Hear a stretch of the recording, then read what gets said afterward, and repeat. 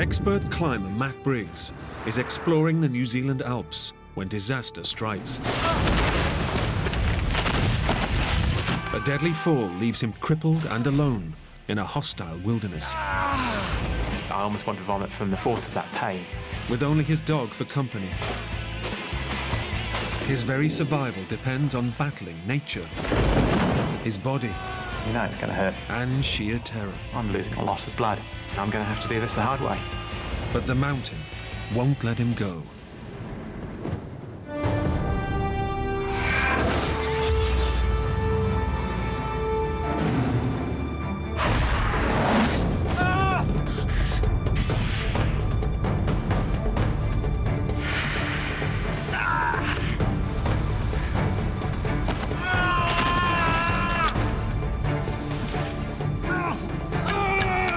Give me a break!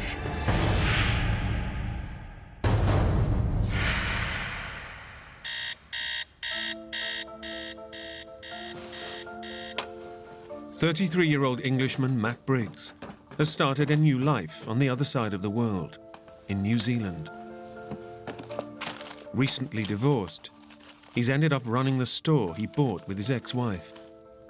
A year of separation and divorce process behind me at this stage, and much more ahead. So it was a tough time, yes. But in his heart, Matt is no shopkeeper. Trapped with a business he can't sell, hiking in the wilderness is a welcome relief from the daily grind. I was stressing over the sale of the business. I had a lot on my mind, and a trip into the mountains was just what I needed to actually relax and enjoy life for a week. Matt's arranged staff cover for a few days, while he heads off to his beloved mountains. A long trip like that, you can forget the rest of the world's there for a week. It's great. As an experienced hiker, Matt is meticulous in assembling his kit. He even leaves his new manager a note, detailing his route and when to panic if he fails to return.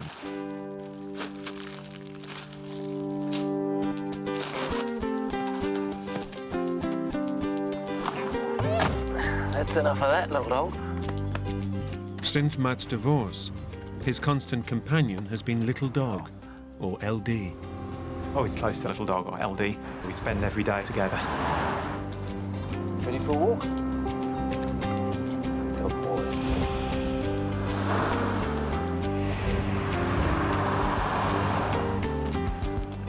Come on.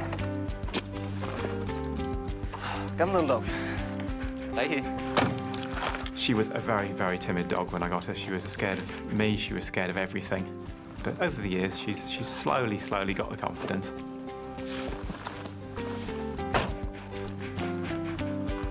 All right, come on. Off we go. She is great company. Matt's expedition will take him through remote mountain passes to the high-altitude ice plateaus of Mount Cook, New Zealand's highest peak. It's just sheer rock walls, glaciers and water, and that's all that's there. And then that country was what I really wanted to see. It's the kind of ambitious route that has earned Matt a reputation with the locals.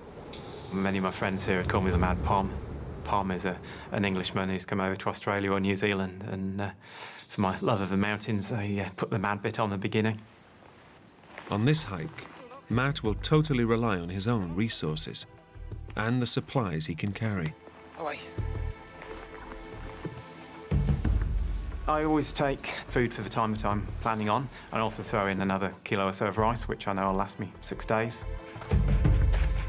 I like to push myself and get into country that pushes my limits. This was going to be one of the most challenging trips that I'd been on.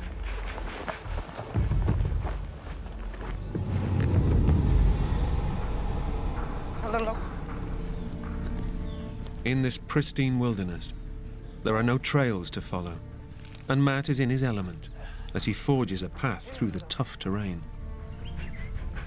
That's a boy. Ready? Here we go. Come on.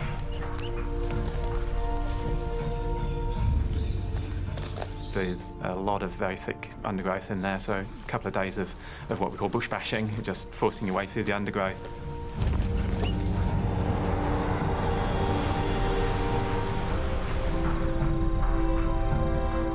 And then up into some high country, another couple of days up on Rock and Scree. I enjoy the solitude, I enjoy the space. I was in my element and I was loving it. It was great.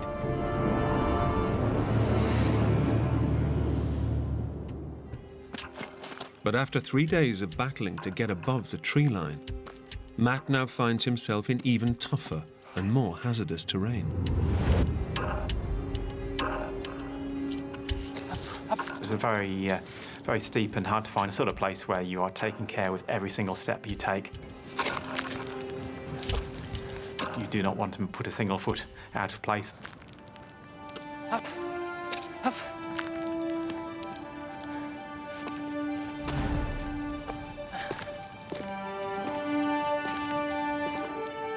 Finally, at 1,600 meters up, Matt gets his first glimpse of his goal. The distant ice plateaus of Mount Cook.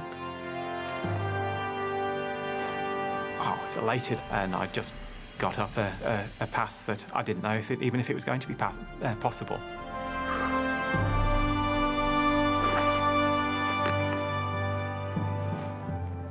No people, no plants, no animals. Amazing country.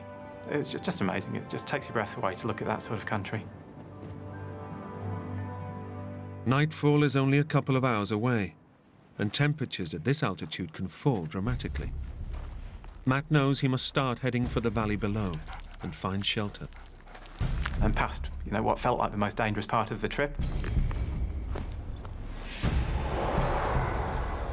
Heading downhill is a relief, though not without hazards, and Matt picks his route carefully. There's a rocky gully down below where I'm walking, with just sheer cliff walls and solid upturned rocks along its base. Flushed with success, Matt feels he deserves a treat and decides to head for a hunter's cabin nearly 4 kilometers away in the valley below. These simple huts are scattered across the wilderness, available for anyone to use. I'm thinking, yeah, it'd be quite nice to have a night in a hut rather than another night under canvas. I was looking down at the valley floor and really, not thinking too hard about where I was going. But these mountains don't forgive the careless.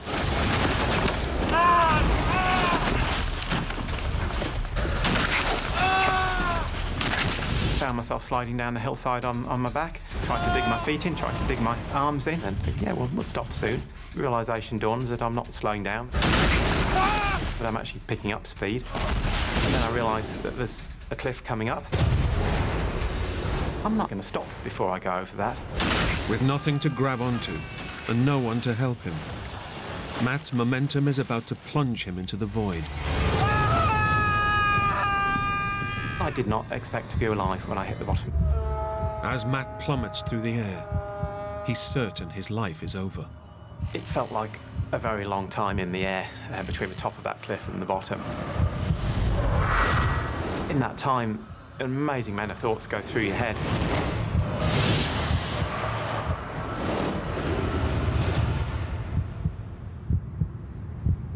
It felt like an eternity.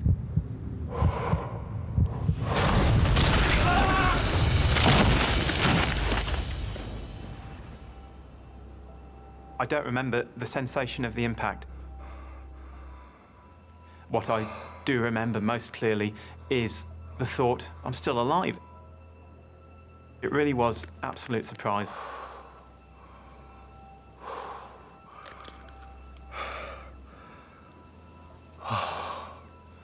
Nothing felt too bad. Matt experiences a wave of relief. It seems he's had a miraculous escape.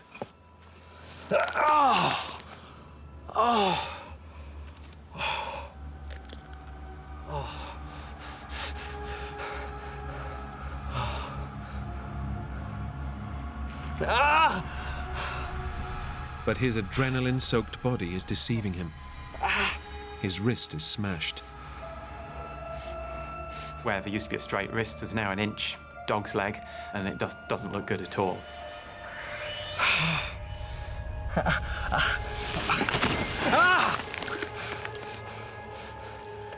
And Matt's moment of horror doesn't end there. His ankle joint is pulverized. His tibia appears to be disconnected from his foot. I'll do. You can see the main bone from my leg trying to come out through the skin on the side of my ankle.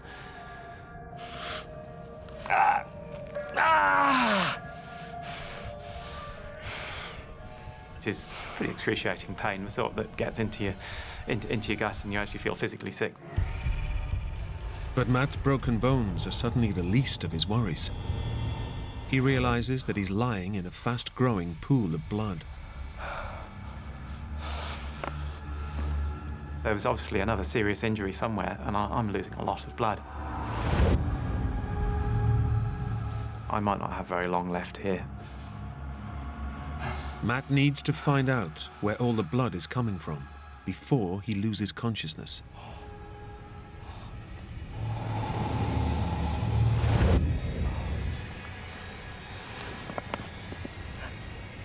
I start looking around.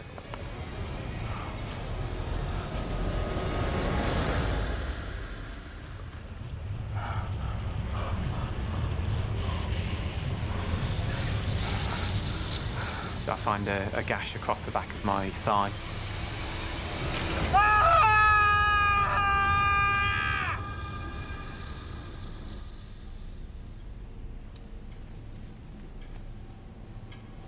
My finger's going up to the knuckle. It's that deep. It's gone straight through the muscle, and it looks like a piece of butchered meat. Matt has no medical kit capable of sealing a massive wound like this, and has to improvise, using a thermal t-shirt. Grabbed a thermal and jammed it into this hole I'd found in the back of my leg.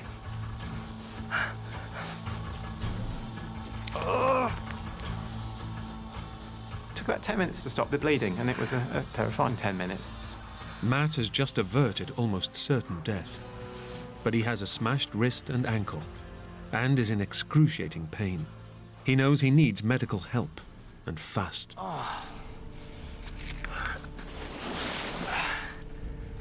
Then he suddenly remembers. He has a distress beacon. When activated, it uses satellites to alert rescue services and pinpoint his location.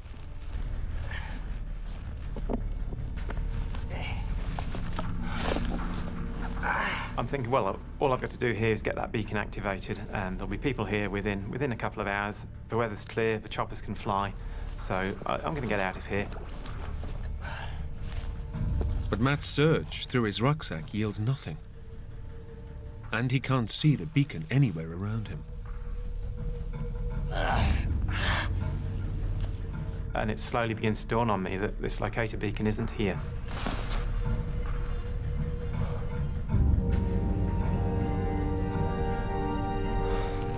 I haven't got it with me. I'm in big trouble. He's left it on a shelf back at the shop.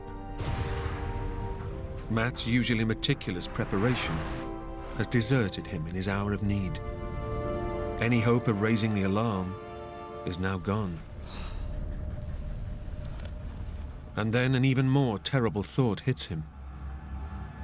No one back at his shop is due to raise the alarm for another week. He and little dog are on their own. It's not going to be a case for an hour and a half. I'm actually going to have to keep myself alive for well over a week up on this exposed mountainside.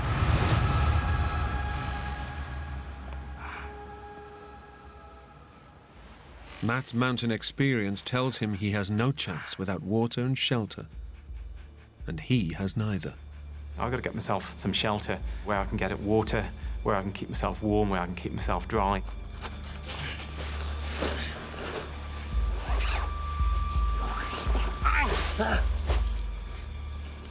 We could have snow, we could have any sort of weather. I've got to start looking after myself. But there's nothing in sight that could give him protection. His only option is to head downhill until he finds anywhere he can pitch his tent. As each tiny movement triggers daggers of pain, Matt faces up to the prospect of what lies ahead of him. It's not a case of gritting your teeth and overcoming it. You know it's going to hurt, you know it's going to be hard. As Matt begins to drag his open wound and smashed limbs across rock and dirt, he knows he's beginning a journey through hell. But even the slightest contact with his broken bones is agonizing. It'd be nice to scramble on my hands and knees, but I can't even use my hands because my wrist is broken.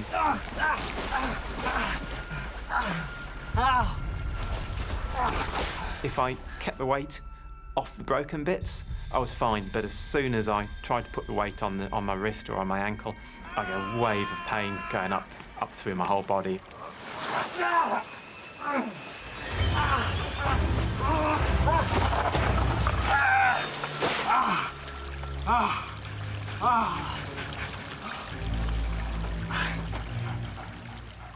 Nightfall is just hours away, and temperatures are already falling. Matt knows he must find shelter for him and little dog, but when he tries to press on, the pain overwhelms him. Every time I try and put any weight on my left leg, I can see my calf bone trying to exit through the skin on the side of my ankle. Matt's tibia is no longer supported by his ankle, so there's nothing to stop it pushing directly through his skin and out of his leg.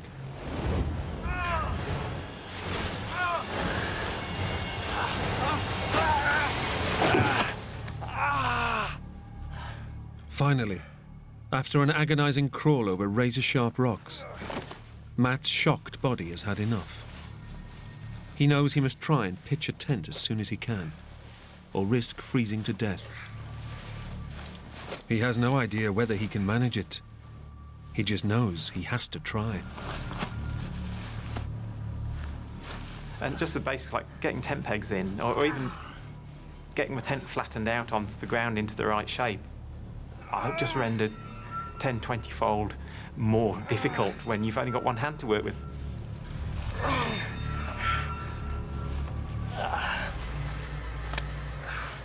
I think the adrenaline does the hard work for you. It keeps you going, it doesn't let you stop. Matt knows if he doesn't build a tent, there's no way he'll cope with the night's freezing temperatures.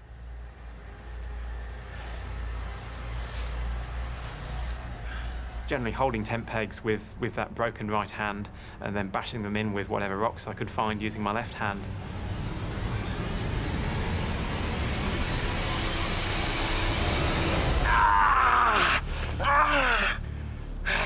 I almost want to vomit from the force of that pain.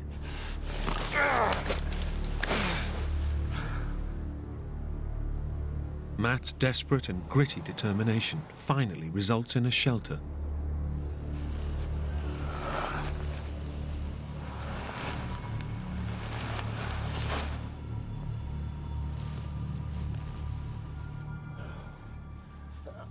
But the 20-meter crawl, followed by the tortuous struggle to pitch his tent, have taken their toll. I'm asleep almost instantly. I'm exhausted, absolutely exhausted. But Matt's exhausted sleep is suddenly disturbed. A familiar sound drags him back into consciousness.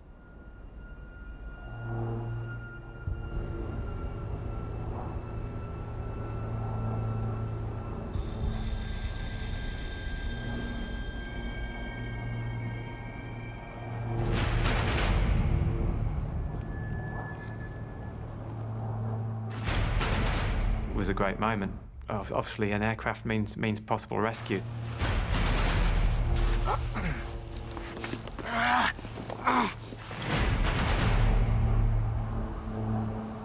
As I saw it heading up the valley, I thought, this is my chance.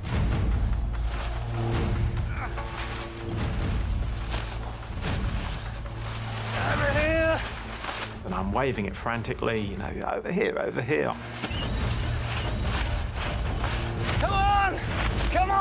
It was a small dot, and I would have been an even smaller dot to them.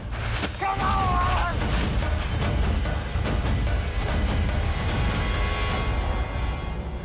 Chances of me being seen, in hindsight, are very small. But at the time, it was a great belief. Are they going to see me over here? No, no. The plane's disappearance makes Matt realize that he's just a tiny needle in a giant haystack. He can only hope that tomorrow brings better luck.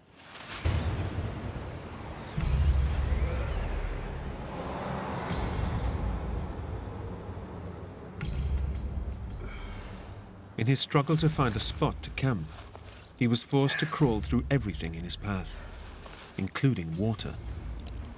Matt now discovers that his sleeping bag is totally drenched. He realizes he will have to find another way of fighting the cold. For that first night, one of my big worries was hypothermia. There'd been frosts every night so far on the trip, so it was going to be a very cold night.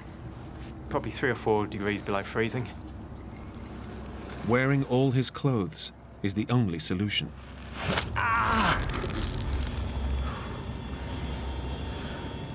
But even just trying to get them on is a nightmare, as his bones grind against each other.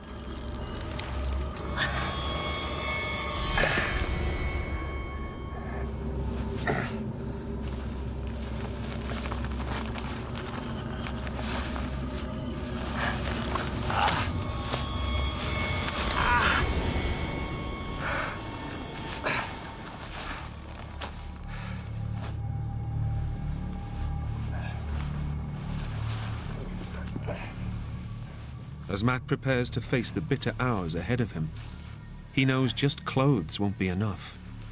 He'll need to use anything he can to stay warm. He suddenly has an idea. Howdy.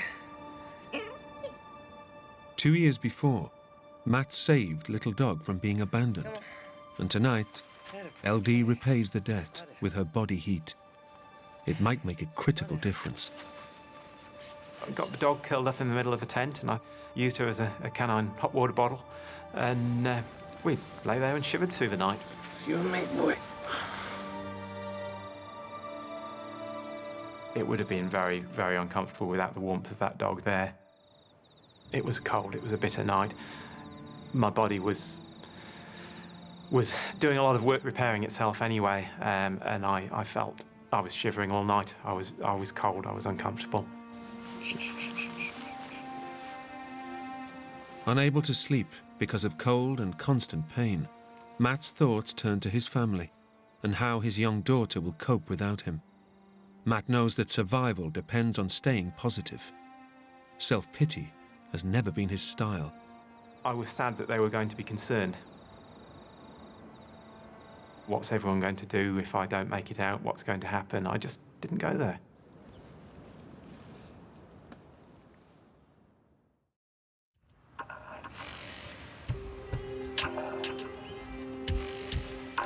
Despite a night of freezing temperatures, somehow Matt and Little Dog make it to the morning. But his relief is temporary. He quickly realizes that although he's got enough food for just over a week, it's mostly dried. And Matt has no water left to boil it in. One of the things I'd actually lost in the fall was my water bottle, so all I had to keep water in was my billy, my cooking pot. Matt's managed to pitch his tent close to water. Simple for Little Dog to get to, but for him, it will mean enduring unspeakable pain.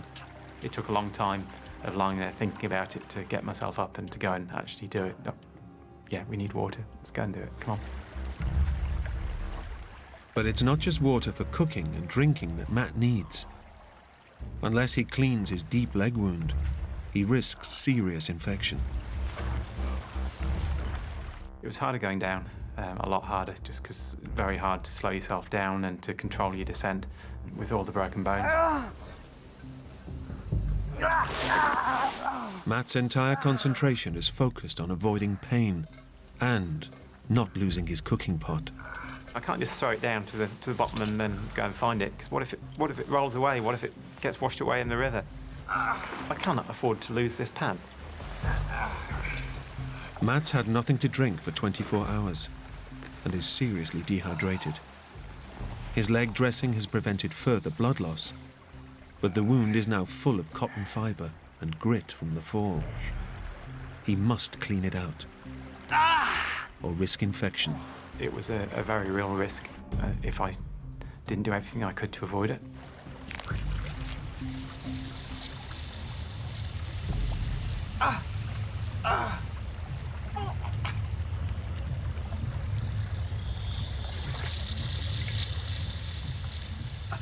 Matt doesn't have any antiseptic available to clean his wound. But he has got table salt, which he knows has antibacterial properties. It'll be excruciating, but he has no choice.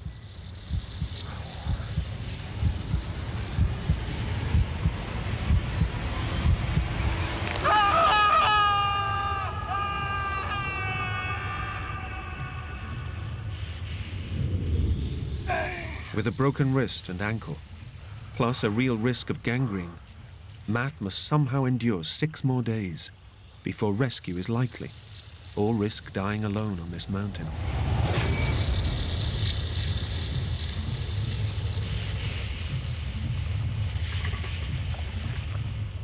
With his wounds treated as best he can, Matt spends an agonizing hour inching back to camp, trying not to spill the water he's just collected. I had to keep my broken ankle and broken wrist up in the air, because if they hit the ground, then there was agony as a result.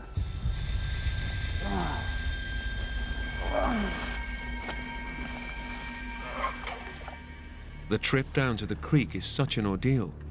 Matt decides to ration water so that he can avoid the whole agonizing process as much as possible.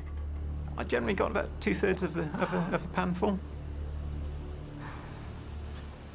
I decided at that stage that no, I was going to try and make water last for 2 days, so I didn't have to go down to this river every day and put myself through that, because all this movement is exacerbating all the injuries. By eking out his rations of dried food and gritting his teeth through gut-wrenching pain, astonishingly, Matt makes it through the week. And miraculously, the deadline when Matt expects the alarm to be raised has finally arrived. Cheers, LD. Cheers.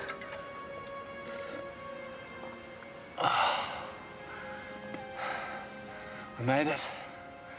The note he's left back at work will trigger an emergency response, and the rescue helicopter should arrive within hours. For the first time in a week, Matt's spirits soar. Absolute elation to be there. You know, I've done it. That's the hardest bit over. I really, really believed I'd done it. Matt keeps a weather eye out for choppers. He reckons they'll be in the area any time now. But as the hours pass, Matt's elation begins to dampen. After a week of good weather, conditions and visibility start to worsen.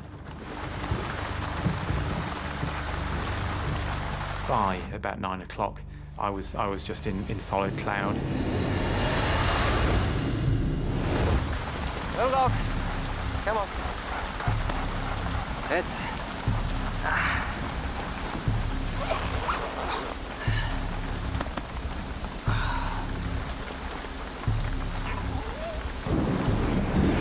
Probably by 10 o'clock, it was absolutely thundering down on the tent. Matt knows that rescue helicopters will not fly in a storm. He will have to wait. But the longer he waits, the worse the storm gets. Matt's thoughts of rescue are fast giving way to a new and chilling fear. The creeks on the west coast of New Zealand can rise very, very quickly with that sort of amount of water falling out of the sky. Within the hour, Matt's worst fears are realized. His tent is pitched just feet from a growing torrent. The creek next to me had gone from a chuckle, a gurgle, to an absolute roar. The river was rising so fast. It had already come up probably 2 or 3 metres in the previous hour. If it got to where I was, I would have been in trouble. The swollen creek is now threatening to engulf his tent. If the force of that water started hitting the tent, I was going to have to get out of there. And when a deadly rumble pierces the storm, Matt's life is in real danger. You could hear rocks being washed down this creek. The sound and feeling of the shocks as those boulders hit each other was a terrifying experience. Gotta get out of here, Alfie. Matt is desperate to get to higher ground. But he knows that if he crawls outside, his crippled body won't make it. There was no way I could keep my footing with one good leg in there. It was just no way. I'd have been swept away. He's trapped, and the stream that was his lifeline could now be his executioner. Knowing there was nowhere I could go was frightening. All Matt and Little Dog can do is hold on and pray.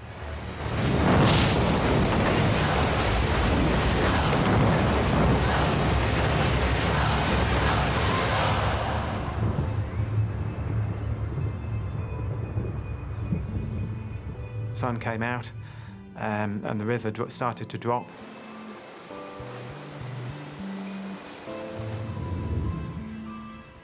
Matt is certain that rescue is now only hours away. I spent the evening just lying there at the door of my tent, ready to jump out and start waving things if anything started flying up the valley. But back at his shop, Matt's note to raise the alarm has not been read by anyone. And it was beginning to dawn on me that something's gone wrong here. They should have been out here by now, and they haven't come. By 6 p.m., the growing horror of his situation becomes clearer. With his provisions running low, and only a question of time before infection sets in somewhere, he knows he must move, or face almost certain death. If I waited any longer and made that decision later, the whole thing was going to be very, very difficult to do. Whereas if I did it now, I could do it. I believed I could do it. Matt calculates that his only chance is to try and reach a hunter's hut he spotted before his accident. It might have fuel, food, medical supplies, and maybe even people. But it's nearly 1,000 meters below him in the valley. For a man who can barely move, Matt faces the biggest decision of his life. I'm going to have to do this the hard way. Reaching the hunter's hut in the valley below is Matt's only chance of rescue. But to get there, he knows he cannot crawl. He must try and walk. But with a smashed wrist, deeply cut leg, and worst of all, a fractured tibia, just standing up will push him to the limits of his endurance.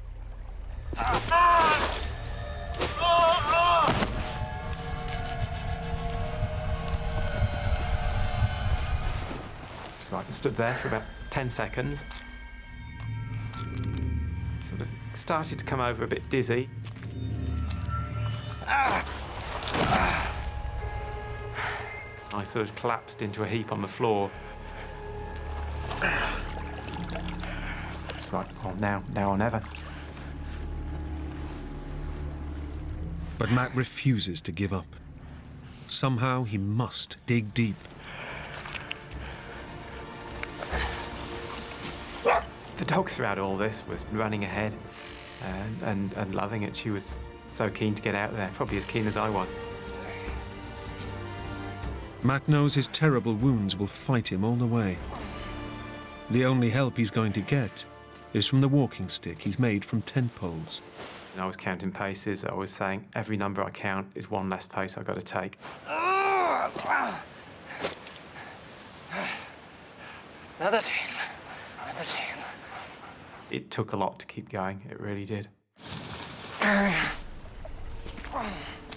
Each time I put the weight on the ankle, you'd feel that bone trying to come out through the skin, and it was just a shot of pain right through my body. Every step is blinding agony, while the morning's heat saps his strength further. His only plan is to stay close to water and keep moving down. I was very cautious to stay right next to this creek. That was my lifeline.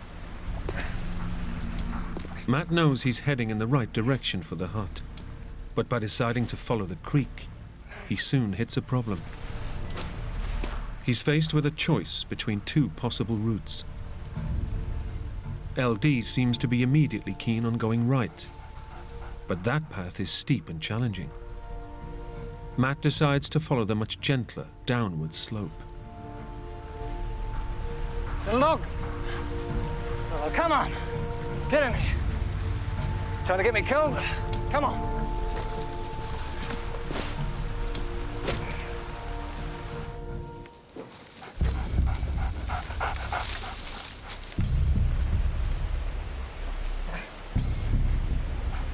Get out of it. Yeah. Howdy. Out of it.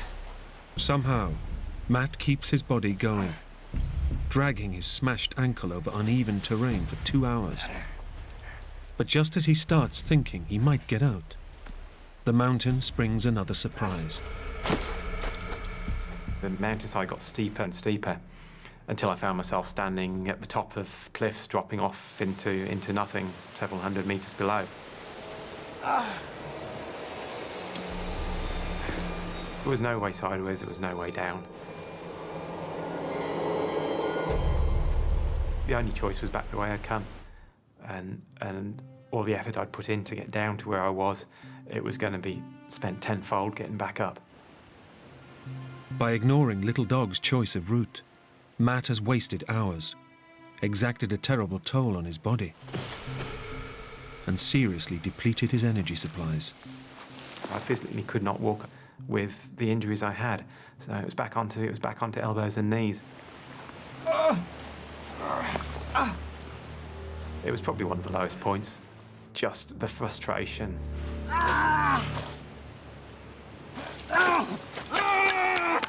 me a break!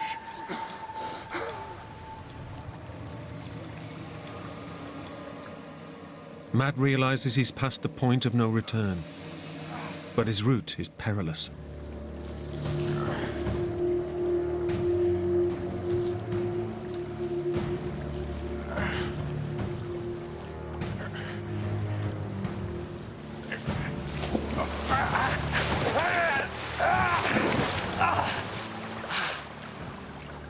The deep infected gash in his leg has taken another brutal hit.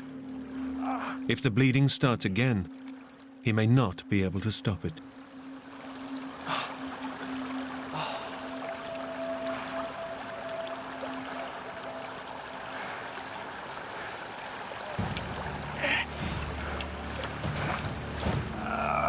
Matt pushes himself to breaking point, but he knows he must keep going at all costs. Knowing it will take all his energy just to pitch his tent again, Matt decides to rest up for the night and regain his strength.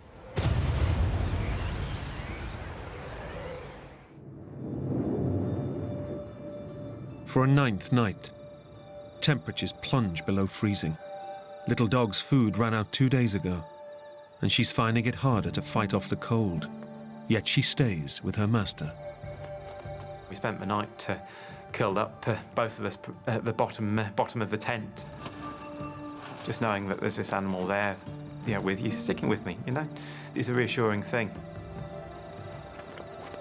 Kept me going emotionally, just the company of that dog there with me.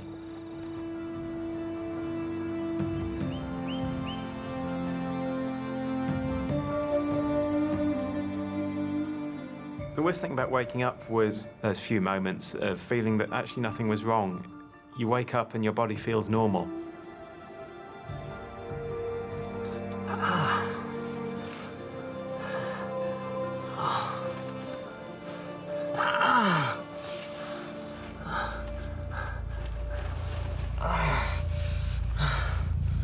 And then finding out that it's as bad as you remember it.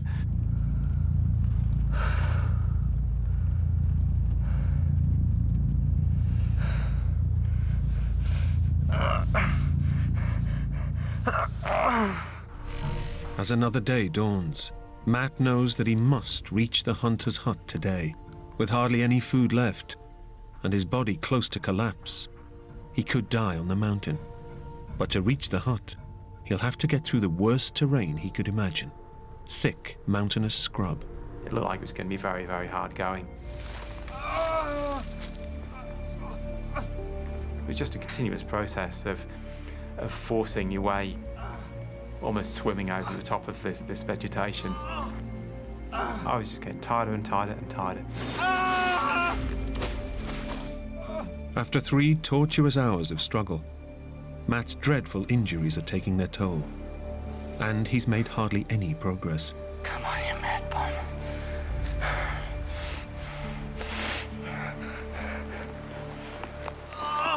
Seeing Little Dog negotiate the thick scrub so easily gives Matt an idea. It got to the stage where there was no way of crawling over the top anymore. I was forced to squirm my way underneath.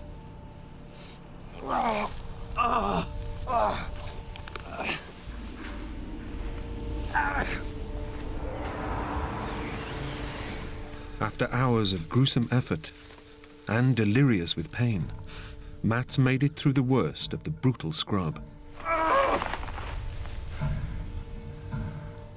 And that was such a relief just to get out of that stuff and into this good going. I mean, I could stand up again and actually walk. The hut can't be too far ahead now. But to reach it, Matt will have to force his broken limbs down a near vertical slope. I was determined to reach the bottom of this slope. Matt knows he's not going to be able to control his descent. Worse, the rocks and branches are going to punch and gouge his terrible wounds. It's a bloody gamble that could cripple him or kill him.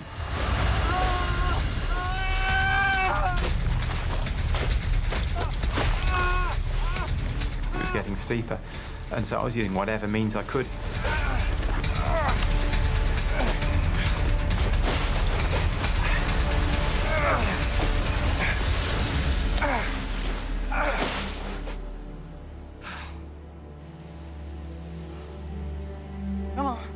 Pushing his body to the extreme has paid off. Matt is now less than 2 kilometers from the hut. But getting to the valley floor has not come without tremendous cost. I've done myself a lot of damage coming down this hill. My limbs are useless. Matt can only hope the worst is behind him. The hut, and possible salvation, is tantalizingly close. But just as Matt finally allows himself to believe that he's made it, his dreams are brutally shattered.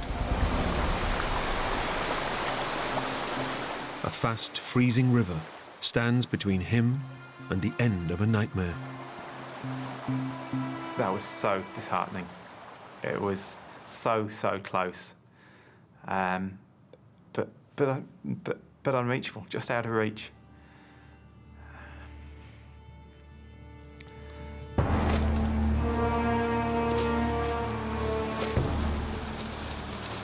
Matt's body has already had to endure more than it can stand.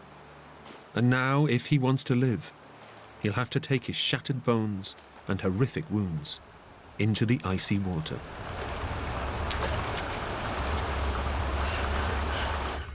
Whether I could swim, whether I could propel myself was my real fear. Matt makes his decision. He either dies on this bank or gambles his life in one last shot at surviving. The water was absolutely freezing. All my muscles started to seize up. Matt is quickly struggling. His weak, damaged body is no match for the fierce, freezing current. He has to fight the current or drown. It wasn't what I needed. I was trying to swim a river with broken bones. Matt knows that whether he lives or dies now depends entirely on the river, not on anything he can do. I felt the main current begin to pull me, and it was dragging me over towards the far bank of the river. Frozen and horribly maimed, Matt's washed up on shore barely alive. He's had a miraculous escape. Every muscle in my body had seized. Everything had just stopped working.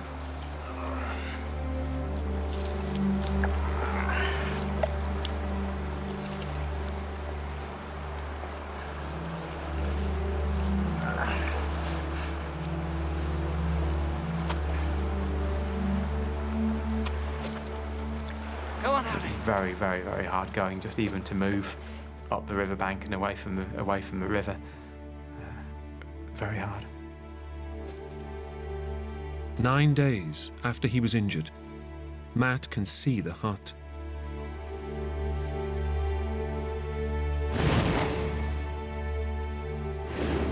But he finally has to accept that he's probably going to die before he reaches it.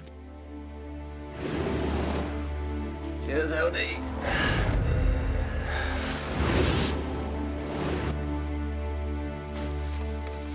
I remember just thinking I might not have very long left here. It's you and me, boy.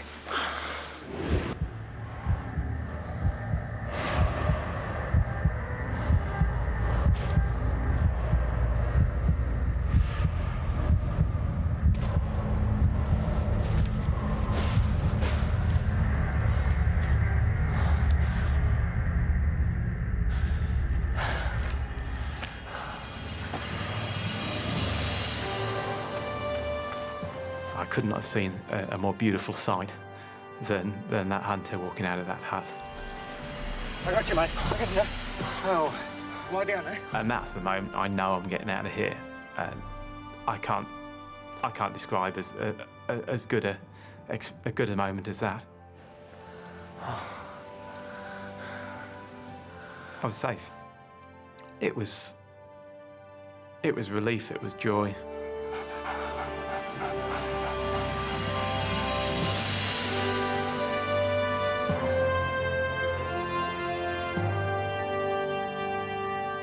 After patching him up as best they can, Matt's rescuers head off on a 13-hour trek to raise the alarm. 12 days after he started his journey, Matt is airlifted to the hospital, where doctors save his leg and rebuild his shattered ankle and wrist with metal pins.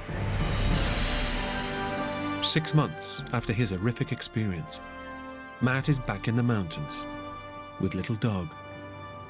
The experience has made me realise what I value in life and what I don't. Having got out, you appreciate those companions that you had through life so much more.